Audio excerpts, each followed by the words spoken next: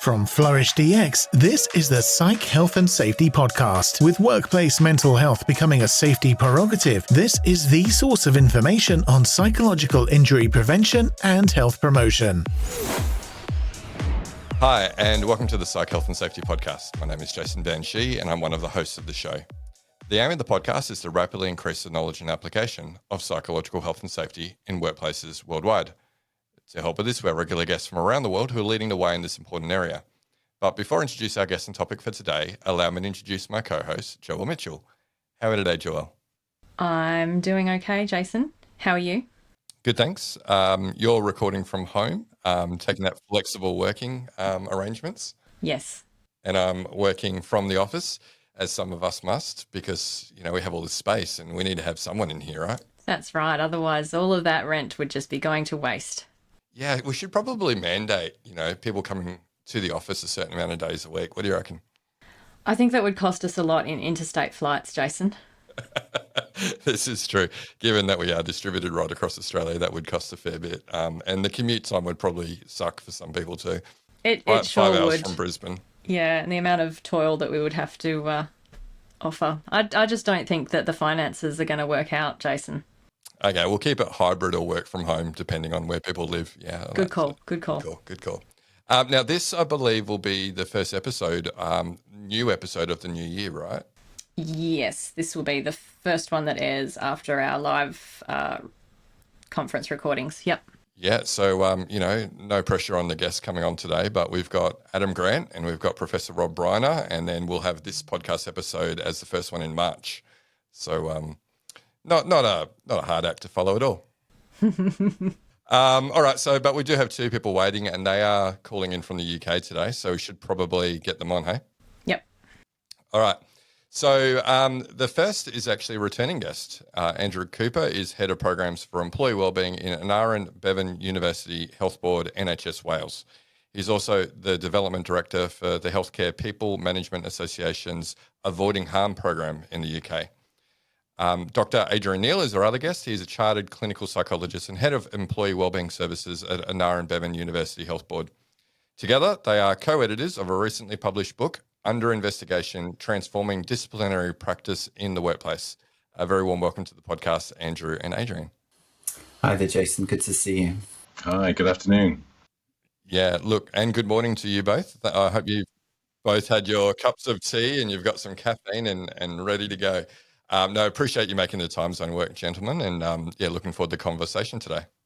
Okay, so a couple of, I say easy questions, but some guests have a hard time answering these. This first one. Andrew, what podcasts do you like to listen to? So I've been dipping back into Brené Brown's podcast. I remember listening to Dare to Lead kind of many years back, but she's updated some of the episodes to tie in with her new book. I mean, I love the research that she does, but I also like kind of her honesty and vulnerability in terms of how she kind of applies that to herself. So kind of a recent podcast was talking about how when she feels scared, it shows up as anger, and then actually how do you manage that emotion, understanding what's going on, and then working with colleagues to respond in the best way. So Brené Brown is kind of my current go-to on the podcasting. Nice. What about you, Adrian? Definitely not expecting this question, but I do have an answer, which is a relief. I'm slightly obsessed by a podcast. So it's a goal hanger podcast called The Rest is History.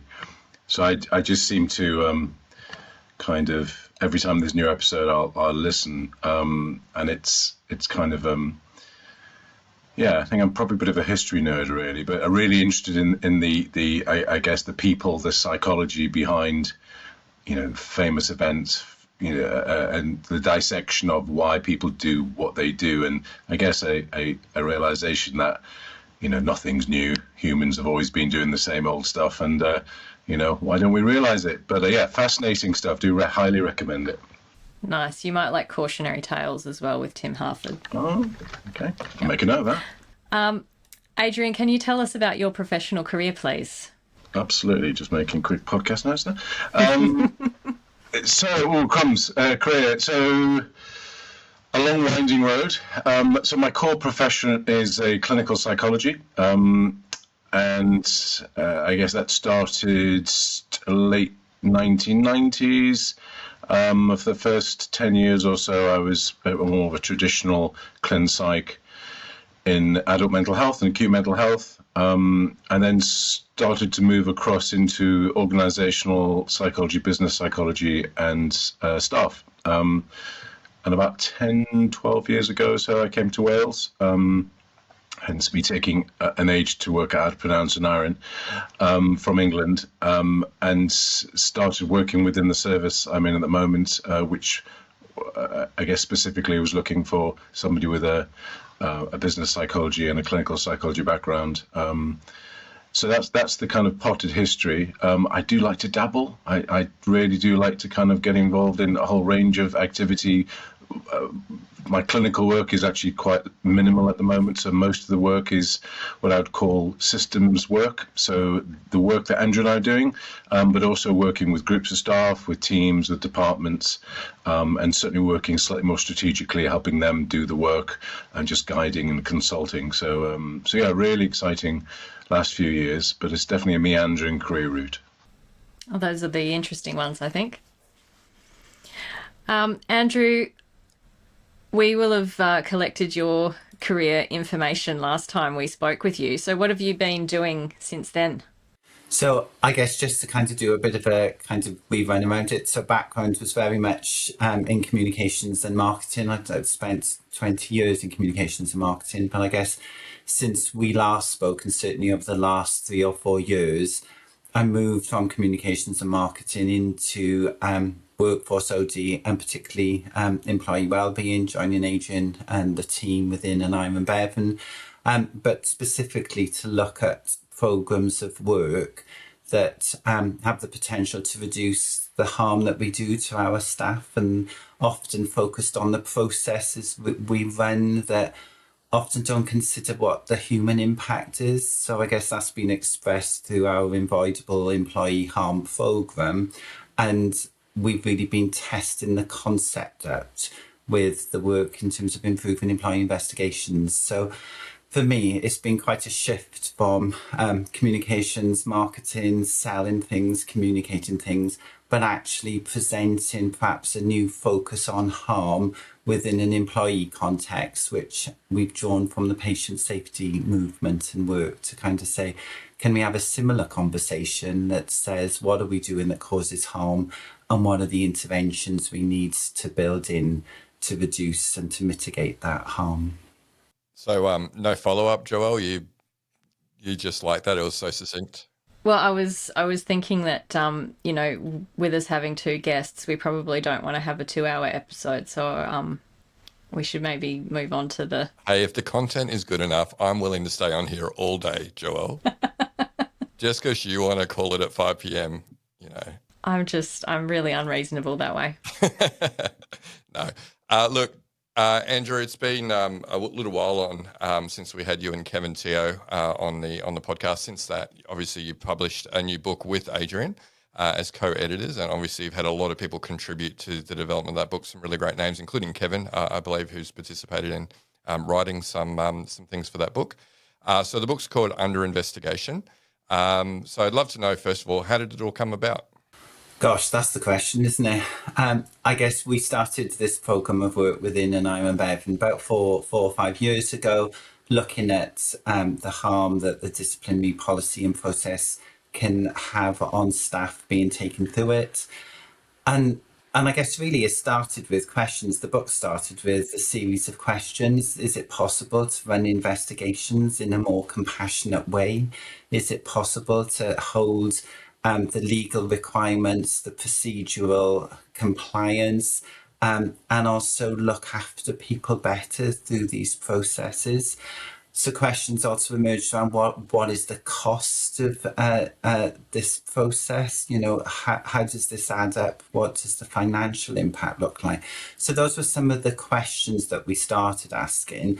And I guess the book has grown out of the people that we approached for the answers, so we didn't have the answers ourselves. It was about going sometimes outside the profession, outside the scope, and kind of saying, what does this look like? And I guess for me, one of the big questions was that we asked the HR profession in the UK. So we went to the CIPD, which is the Chartered Institute of Personnel and Development, and said, is there another way that we can be doing this? And we were delighted to have the chief exec of the CIPD and the director of professions say, absolutely, we should look at doing this differently.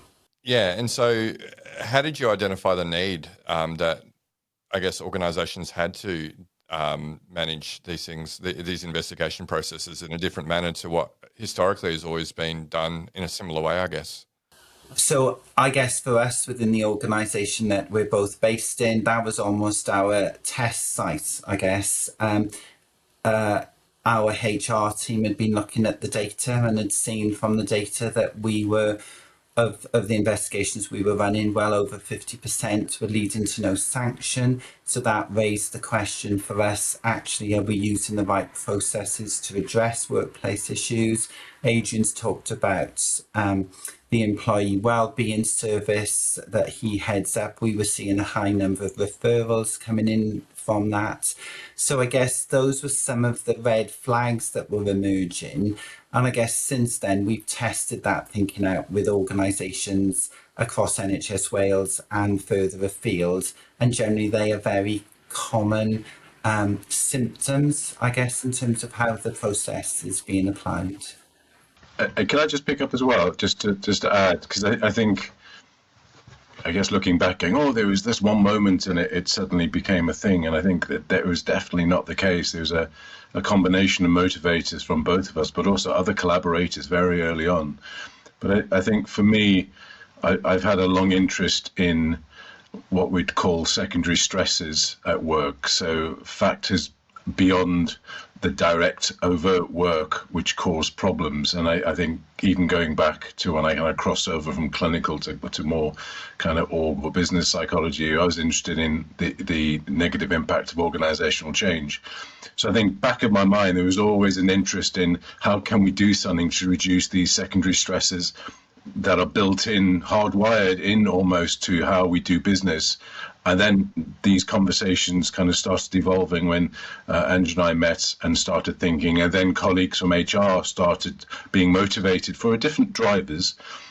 So there's multiple angles into this kind of focus point. But I think it's always been about, can we minimize the secondary stresses? Can we mitigate the harms that we absolutely recognize and see, either clinically or just vicariously by working alongside colleagues that have to deal with this stuff? And what we find is it's unnecessary by and large. So was this something, you work in the employee wellbeing service, Adrian? So is this something like some symptoms that you were seeing, or some problems that were coming in, or people seeing you as a result of being involved in investigation processes? Absolutely. So it's one of these things it just becomes part of your work. So my clinical work has always been, I've always done clinical work, and within the service, even though I manage the service, there's always been a clinical dimension. But I tended to kind of take on the cases that seem to be trickier or more protracted, for want of a better expression. And usually those involve some form of organizational process because there's no endpoint. The stresses are pretty much permanent. So absolutely firsthand witnessed and experienced the damage and distress they cause. So at a very personal level, just deeply frustrated with that, that dimension to the work. But certainly my team, as Andrew talked about, going way back, they've always struggled supporting people caught up in these processes, because it's very difficult to work therapeutically with somebody who's caught up. It's a bit like legal processes. If somebody's caught up in a legal case, be it criminal or civil, you can't do an awful lot psychologically with them until the process is over. And you also don't quite know what the impact is until it's over. So therapeutically, it's extremely frustrating for a clinician to work with that group. You just can't really do an awful lot. So I think trying to help reduce essentially the number of those cases coming through the service was also an attempt to help the team just be less exposed to it. So there was a moral driver, there was a very practical driver. There's also a sense of this is just bad for business. Yeah, and I guess, the longer that some of these investigation processes go for, particularly if people have to go through multiple ones, there's a greater opportunity for harm. And then, like you say, there's even longer period if they can't necessarily get good treatment during the process. It's quite a lengthy period of time where they could be harmed and take a while to get better. Yeah. So, Andrew and Adrian, you managed to get a lot of contributors on this book. How did you go about recruiting people to contribute? Andrew's probably best placed to answer this question. Oh, I guess he's the marketing guy, right? So, much more than that. To be honest, I think it was the genuine curiosity we had around the subject. I guess, Jason, you touched about just the assumptions that have existed around the way that disciplinary policies and processes have been run, and that there was, I think, a general view that it was an inevitable byproduct of the process, that people were going to be impacted and harmed by it. And I think that's been accepted for a considerable amount of time. So I guess the curiosity was the questions, like I said, mentioned earlier, is it possible to do it differently? And in a sense, that's where we started asking the questions of our contributors. So in the first part of the book, we look at, well, we say counting the cost. What is the actual cost of these processes? We didn't have all the answers to that, so we went to a health economist to ask about, well, what are these costs to a system? We went to an employee relations specialist to say, actually, what is this doing to our staff who's leading them? So I guess that's where some of those questions came. I think the second part of the book looks at making the change, and we wanted to ask colleagues about, well, what could changes look like? So we asked Professor Michael West, who's leading work on compassionate leadership, what would a compassionate investigation look like? And then we went a bit further towards the end of the book in terms of charting the future to the CIPD and to say what does the HR practice and profession look like in the future? So I guess it was real curiosity that brought those people together. Yeah. How are you connected with so many people, Andrew, to ask them to collaborate? Well, I guess the programme we started back in July 2022, I was genuinely interested to know, how do we do it differently? So the minute somebody put their hands up or appeared on social media, or we kind of asked them along to events, we'd sit them down and say, is there another way of doing it? So I guess those contacts have been built up over the last 3 years, and the people that we've had the real privilege to work with and to learn from and grow with too. Yeah, it's actually not a too dissimilar approach to how we curate the conference, our Psych Health and Safety conference each year. So watching people on LinkedIn put out good stuff, I think that's how we probably connected Andrew. We were already connected with Kevin, and then he introduced us to you because we saw some good work he was talking about on LinkedIn. You do create quite a good network, don't you, of like-minded professionals that you can tap into for worthwhile causes like this one. So you've given us kind of the high level overview, right, of the three sections of the book, if we like. So starting with like, what's the state now, moving into how do we improve it, and then, what could the future look like? And we'll go into more detail in those three parts a little bit later in the recording. But like, what would you say are the big kind of themes or takeaways from the book overall? Yeah, no, it's interesting, isn't it? I guess I still think that and not that this is the kind of the biggest takeaway, but I still think a central takeaway, in fact, an essential takeaway is the material covered in the first section, which is the just absolute clarity around impact. Because I think what we've noticed in the programs we've been running, getting the people, I guess, who have influence over these processes, so managers, HR colleagues, kind of organizational leaders, to be motivated enough to think about doing this differently, it is absolutely rested on a overt message around harm.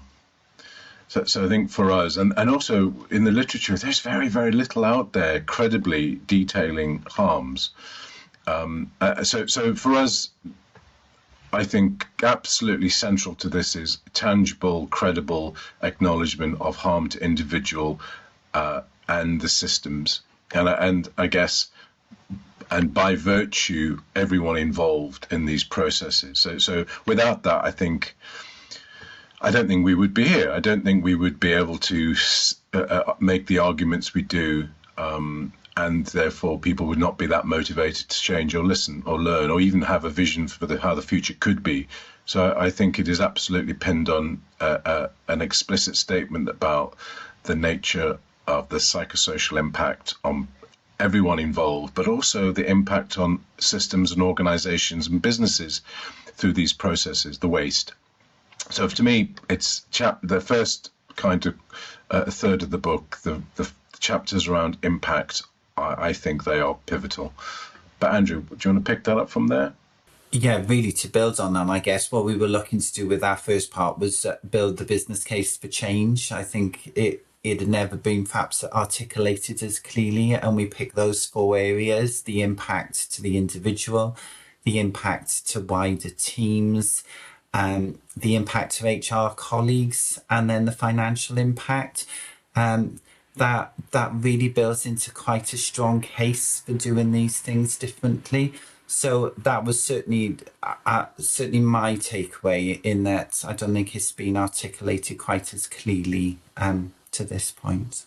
Yeah, and I think that that's certainly consistent with what we see when we are working with clients on investigations, and we do have a reasonable sort of demand for investigations training specifically on psychosocial matters, and it can be quite a difficult point for a lot of those attendees to accept, is that, hang on, our investigations processes are actually causing harm to people, and that can be a real barrier to actually being able to progress through that training and you know, getting them to the actual learning outcomes that we want them to get to around how do we improve our processes, because it just creates the real kind of defensive reaction in them. Yeah. I mean, I really recognise that. I mean, I think it's something we explicitly reference, don't we, when we do our kind of training events, that this information will cause you some discomfort, potentially. And we found, actually, if you grab it head on, if that's even the right expression, grab it by the horns, and you name it, it generally is okay, because there's a reasonable distribution within the crowd. We've done some really big events where you kind of think, right, it's silent now. That's interesting. Where are they going with this? But I think how you manage that discomfort is key in helping people be curious, not feel guilt or shame when you're suddenly going, oh, by the way, your processes have led to, X, Y, and Z.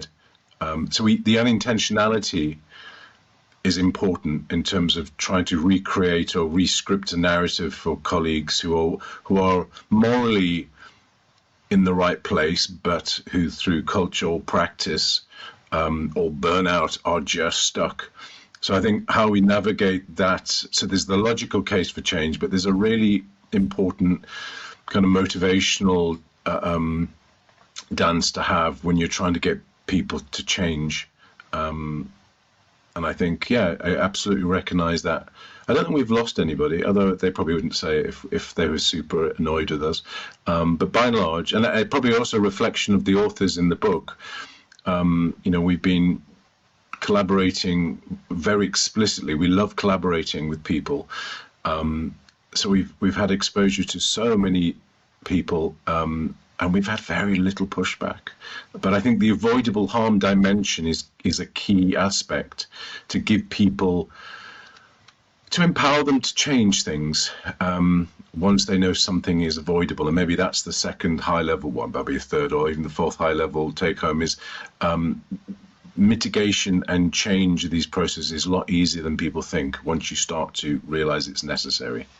One of the things for me in terms of picking that up as well, I kind of felt that we were almost leaning on an open door, because I think there was a discomfort about the processes that were being run, so that colleagues would come, in a sense, having that discomfort about what they were involved in and what they were delivering, and yet not being able to perhaps think of a different way to pursue it, or that perhaps the culture and the way that things had always been done wasn't given permission to explore a different way of doing things.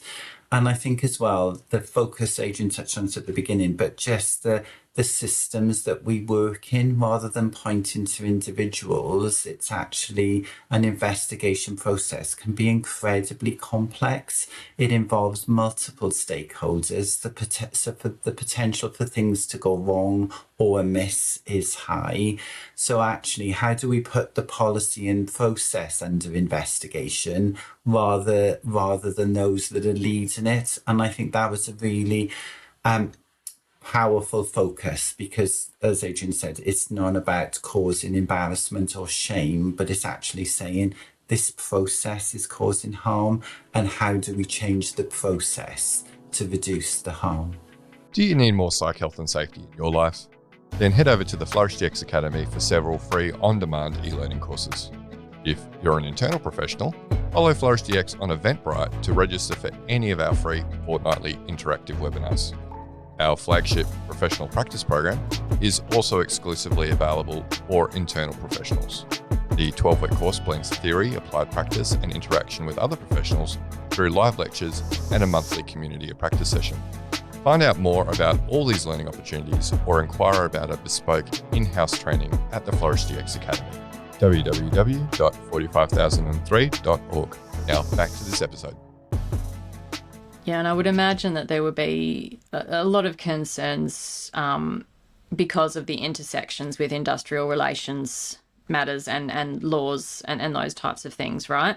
Where we have these processes that we've followed for a very long time that do meet our obligations under the law and align with IR requirements and that kind of thing. And if we start changing that, then we're exposing ourselves to all other types of risk.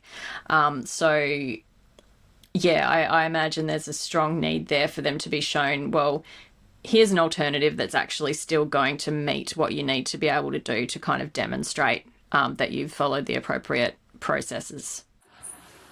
Yeah, do you mind if I add to that, just by way of a small example? So one of the things that we've been looking at is the actual letter that goes to individuals informing them that they're going to be subject to a disciplinary investigation. I mean, I don't know if you've read some of them, but they're horrific. They're enough to stress you out, just in terms of the content and the way that that letter's written. And I guess what we've explored is, how can you soften the letter, still maintaining the legal responsibility of informing somebody and making sure all those key bits of information are within it? But is it possible to soften that letter so it's not as traumatic when somebody receives it? So I guess we sometimes talk about working within the grey, and that is an area of grey that we can work with. As long as the letter is compliant, we've still got space within it to make it a more compassionate and to consider the person who's receiving it. And just to build on that, and this is more so Andrew's work than mine, but Andrew's been doing a lot of work nationally with looking at a new policy for investigations and these kind of processes. But what he found and colleagues found early on was that the old policy, its reading age was set at kind of undergrad university level. So immediately you've got an issue with simple cognitive understanding of this thing. So I think you can do so much just by looking at some of the very clear, tangible, technical dimensions to these processes and policies. But yeah, didn't want to steal your thunder there, Andrew. But I think that, to me, I always remember that idea is actually, if you can't even get the reading age right or make it accessible for something that should be, then that is like how 101 should make a change. There's something as well, is that the policy is often written for the organisation rather than the individual. And whilst we kind of reviewed it, and as Adrian said, it was very much undergraduate level. Actually, whatever level you are in terms of education, your cognitive ability is often impaired when you get that kind of letter. So it's having that understanding and working within it, because ultimately a good investigation involves the individual as fully as possible. And I guess that's often that focus of, do we want to learn from what's gone wrong? Do we want to learn from what's happened so that we engage the individual within that process? Or often in organisations, the focus is on punishment and retribution, and it's being used to put somebody straight. So I guess there's all that wider context that opens up as we consider this. So, you've talked a bit there about how to change. The third part of the book is about charting the future, and you said that you're able to engage with the CIPD about that element as well. So, what does the future of investigations look like? Really good question. So I guess you should write a book about this, Andrew. I mean, we've written within the book that actually this is the start of a conversation rather than the end of it, because I think this conversation probably should have started many years ago. But we hope through the book that we've started it now. I think that ongoing curiosity is needed. We've looked to raise what we think are a lot of the major issues around investigations, but the minute you kind of sign off on a book, 3 or 4 other things come up. So Adrian and I were just talking yesterday to colleagues about trauma-informed investigations. Well, what is a trauma-informed investigation? We don't have research or necessarily evidence around that. We need to do some more work around that. But I think in terms of engaging bodies, so we engage the Society of Occupational Medicine, which represents occupational health specialists.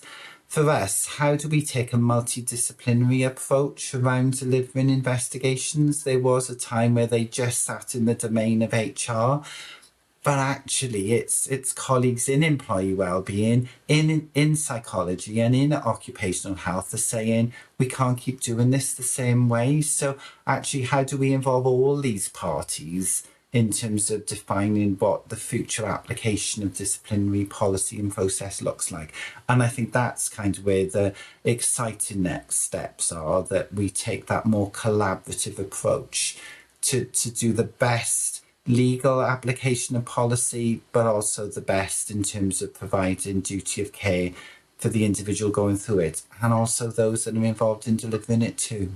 Just to jump in there, that interdisciplinary approach is really at the forefront, I guess, here in Australia at the moment.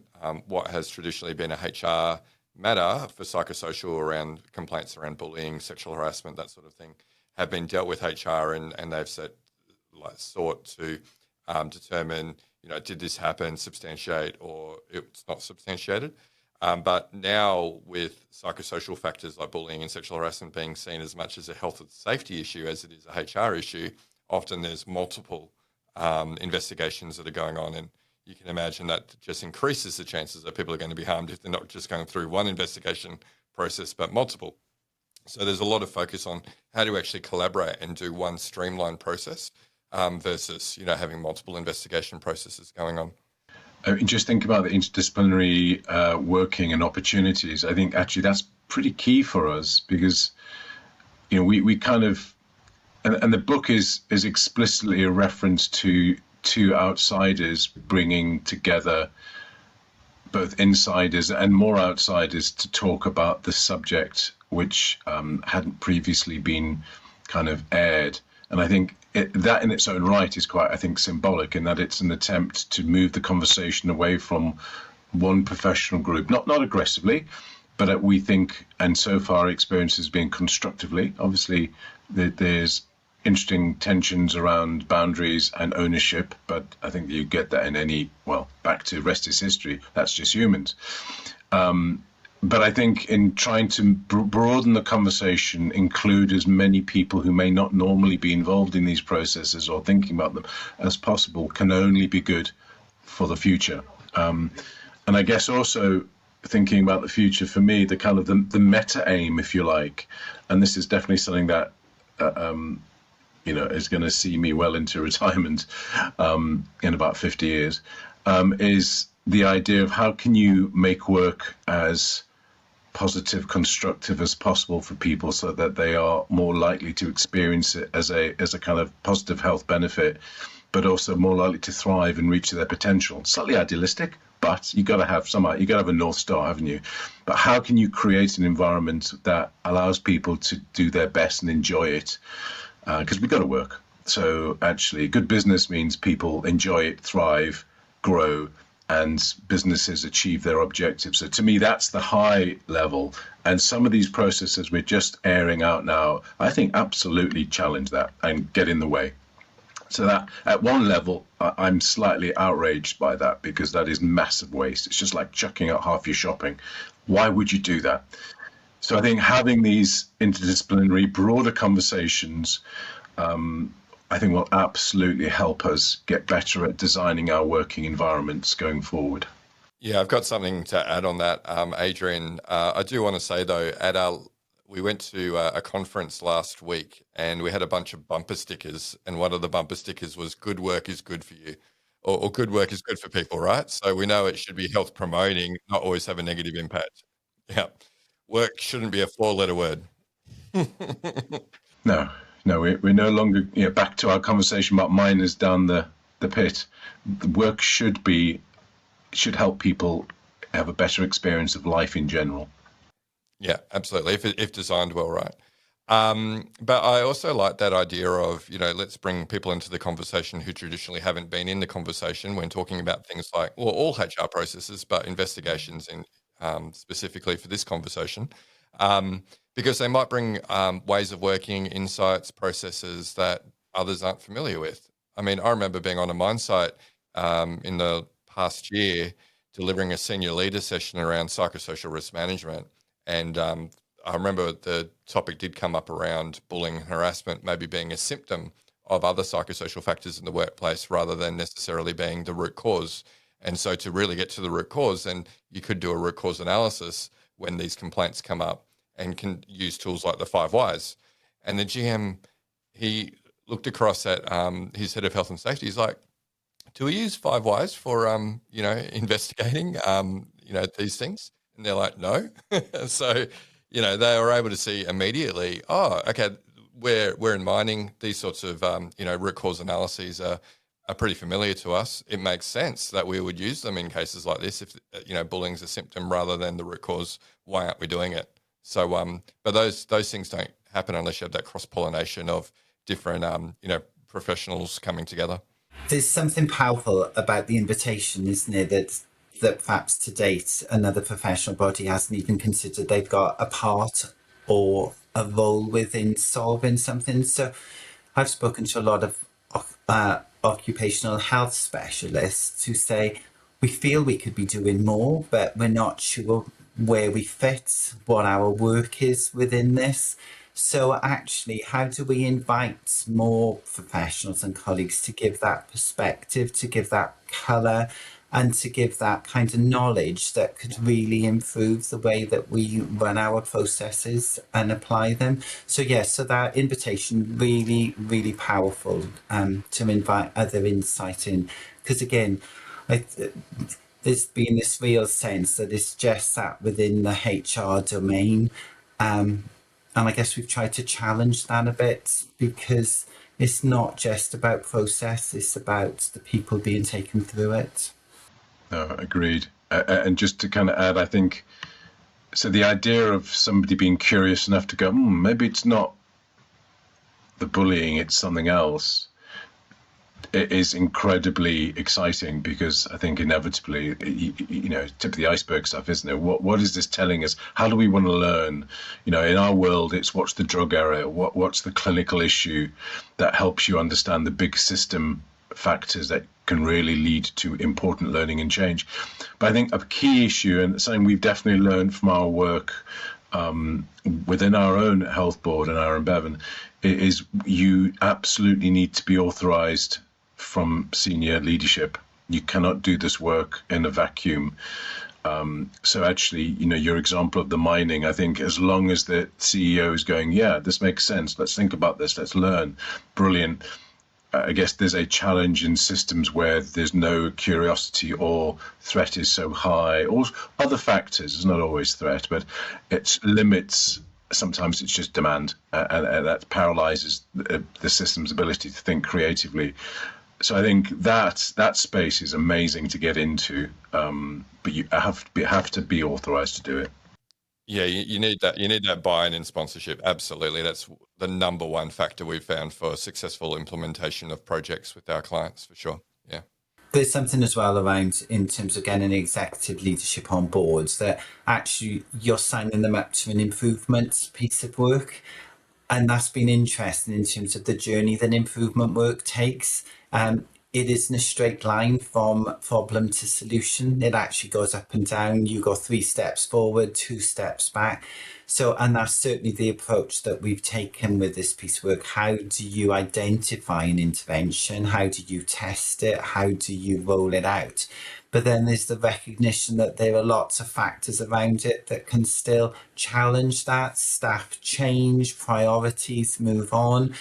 So this journey is very much around bringing in those improvements, skills and approaches, but also that conversation with executive colleagues that says we can make progress on this, but improvement absolutely goes up and down, and how we manage those conversations also with the team that can often be quite disappointed when things don't continue in the same way. And actually, how do we help people get back on the horse and refocus and take things forward? But I think for us, to position this as a simple solution would be the worst thing that we could do. And then actually that's what the book has tried to set out.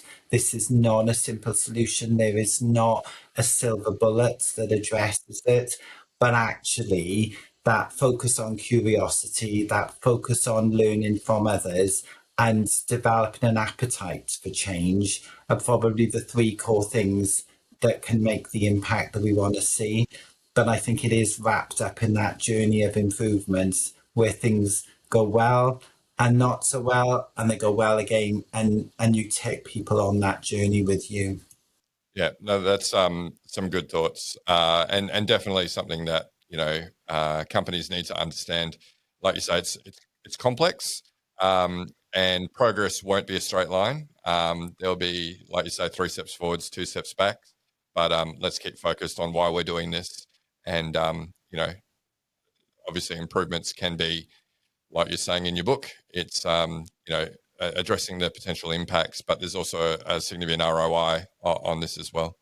So 400 people received your book. I'm sure that there's more than that. Certainly Jason's got a copy.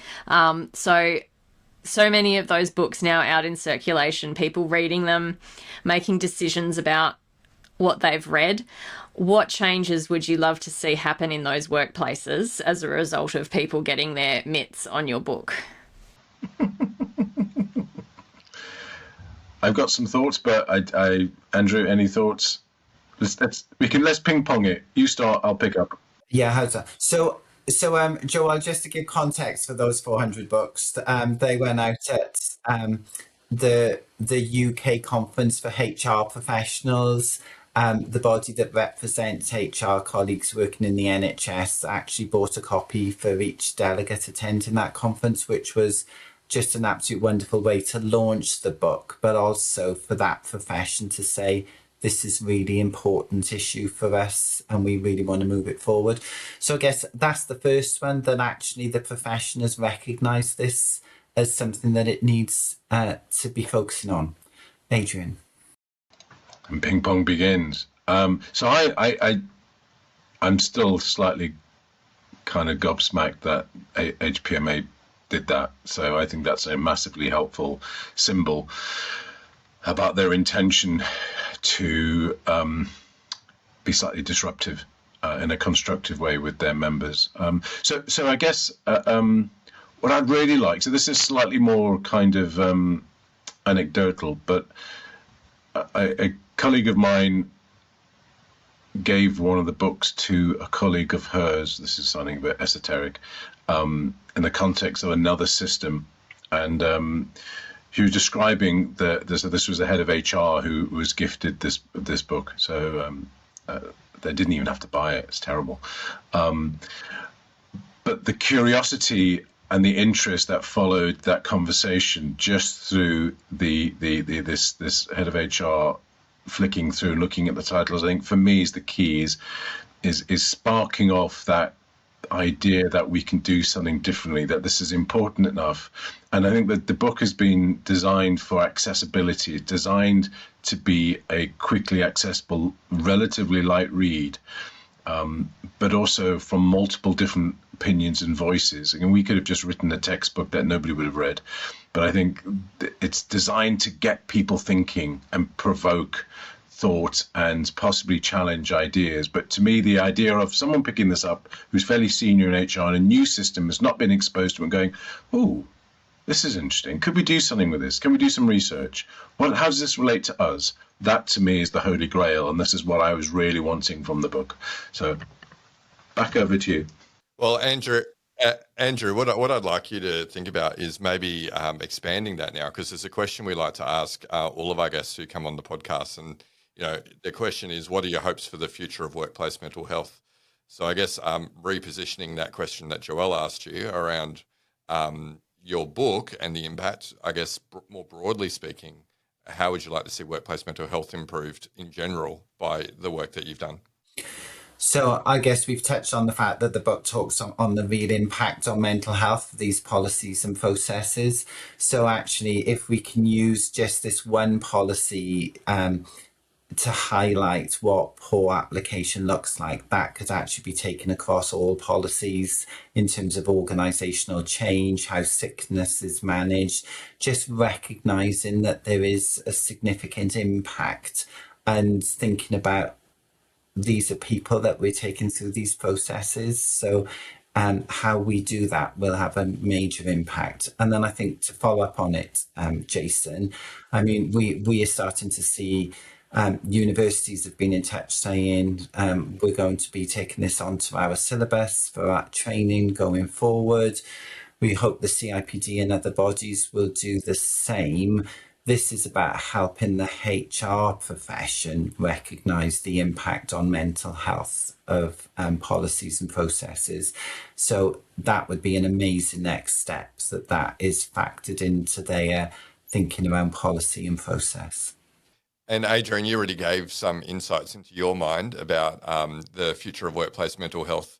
How would you summarise some of your thoughts about where you want to see workplace mental health head? So I have a bit of an issue with the idea of workplace mental health, just to be provocative, only because I'm a clinician and I see, mental health, I guess a bit like physical health, as being a domain of it's over here.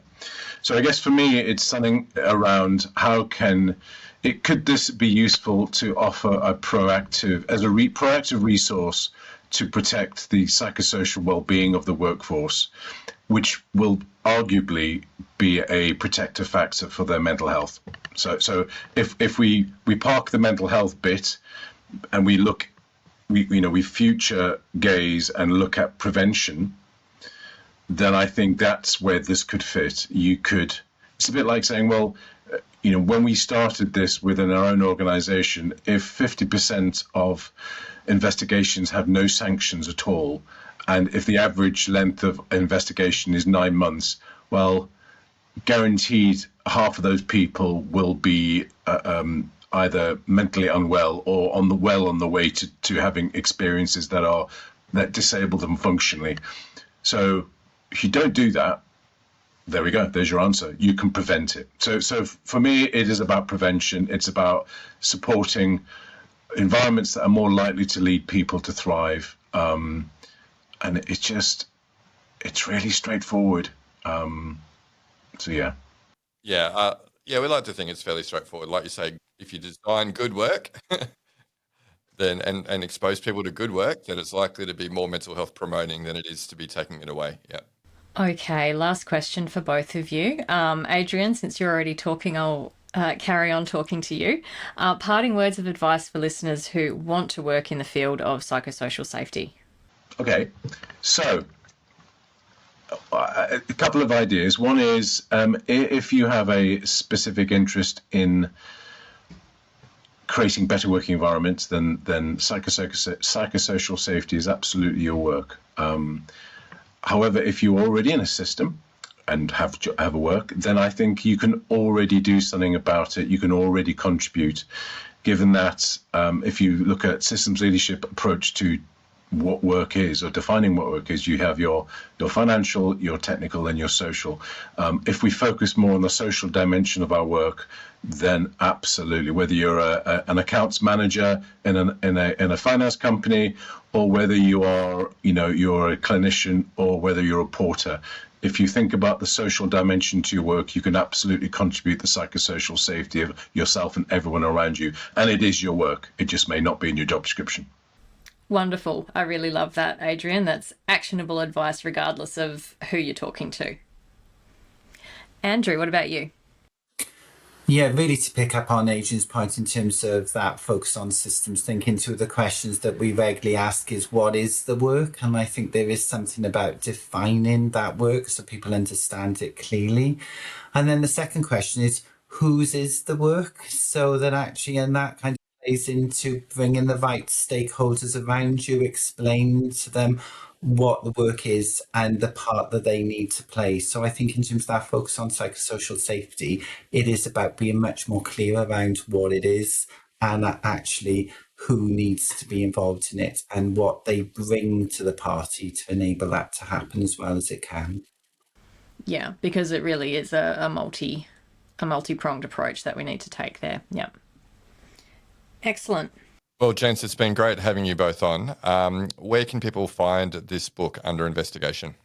So you can find it on a number of places. It's on Amazon. You can also order it from Bristol University Press. And I'm sure you'll be including links to this in your show notes and any social media you put out. Thank you. You bet we will. Yeah, so we'll definitely be giving it a pump when it comes out in March, this episode, and be doing a lot of linking to that book. But gents, thank you so much for coming on. Thank you so much for your efforts in pulling this book together with all the collaborators as well, and thanks to your collaborators too for their expert insights. It's really important work, and we wish you the best as you can continue, because I can see you both have the bug, and this isn't the end, that's for sure. Thank you. Thanks, guys. All right, listeners, that brings us to the end of this episode, our first one recorded for the new year in 2025, coming from the past. Remember, we do record these over video with our guests, so if you want to catch any of our previous videos, you can catch them on the Flourish GX YouTube channel. You can also catch the snippets, the best of these conversations on the Flourish GX LinkedIn page. While you're on LinkedIn, feel free to connect with Joelle and myself, and Andrew and Adrian, I believe, are on there as well. So if you want to continue the conversation, that's where you'll find us. But that's it for today. We'll catch you next episode. You've been listening to the Psych Health and Safety Podcast. To stay up to date with the latest on psychological injury prevention, follow Flourish DX on LinkedIn and subscribe to the Psych Health and Safety Podcast at www.psychealthandsafety.com.